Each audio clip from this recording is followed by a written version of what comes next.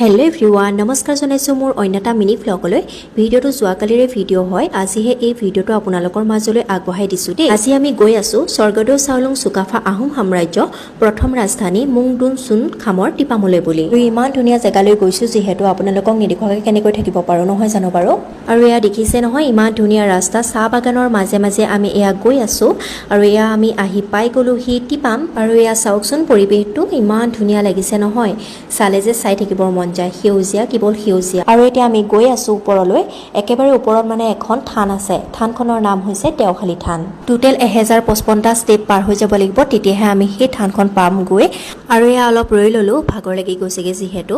আৰু অলপমান বাকি আছে ওপৰত পাবলৈ আৰু এয়া ফাইনেলি আহি পাই গলো হি দেওখালি থান আৰু আমি থানৰ সেৱা কৰিলো আৰু থানখনৰ কাষতে আছিল এভাগ মৈদাম ঠাইখিনি বহুত ধুনীয়া সৌন্দৰ্য উপভোগ কৰি আহিলো 1055টা ষ্টেপ আছিল যদিও কিন্তু একেবাৰে অনুভৱ নহল যে ইমানখিনি ওপৰলৈ গলো কাৰণ বিৰাট বেছি ধুনীয়া আছিল পৰিবেশটো